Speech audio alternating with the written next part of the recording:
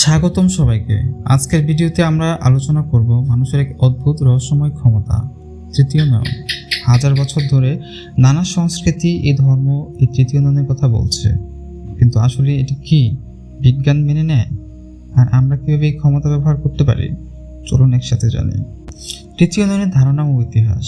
তৃতীয় নয়ন বা থার্ড আইস মূলত এক ধরনের আধ্যাত্মিক ধারণা, যা প্রাচীন হিন্দু ধর্ম, বৌদ্ধ ধর্ম এবং অন্যান্য ধর্মে পাওয়া যায়।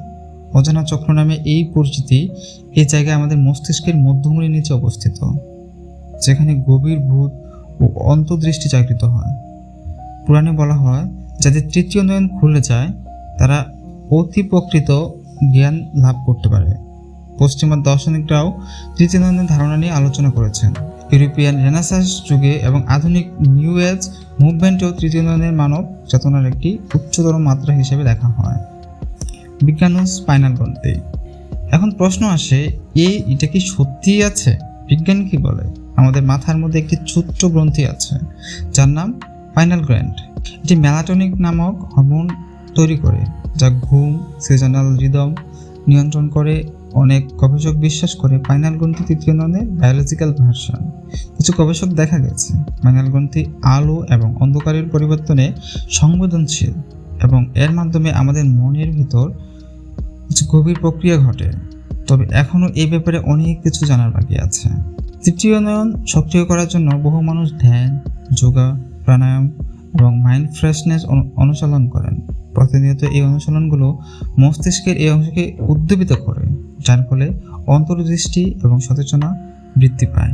এরকম বিভিন্ন রকম মন্ত্র উচ্চারণ বা বিশেষ করে ক্রিস্টালের সাহায্যে এই চক্র সক্রিয় করার প্রচলন রয়েছে। তবে অবশ্যই সতর্ক থাকতে হবে, কারণ অতিরিক্ত ভুল পদ্ধতি প্রয়োগের ফলে ক্ষতি হতে পারে।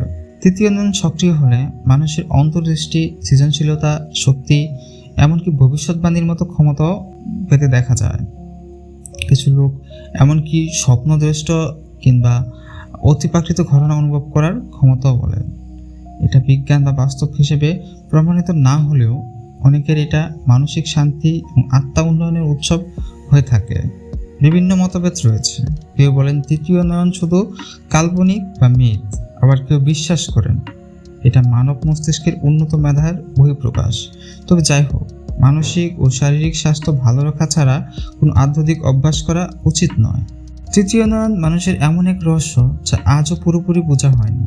আপনি কি বিশ্বাস করেন তৃতীয় নয়নের অস্তিত্বে? অথবা আপনি কখনো ধ্যান, যোগা এমন কিছু করেছেন, এমন কিছু অনুভব করেছেন? কমেন্টে জানান। এই ভিডিওটি ভালো লাগলে অবশ্যই লাইক দিন, শেয়ার করুন, আপনার বন্ধু বান্ধবদের জানান, আর সাবস্ক্রাইব করতে অবশ্যই ভুলবেন না। সবাইকে ধন্যবাদ।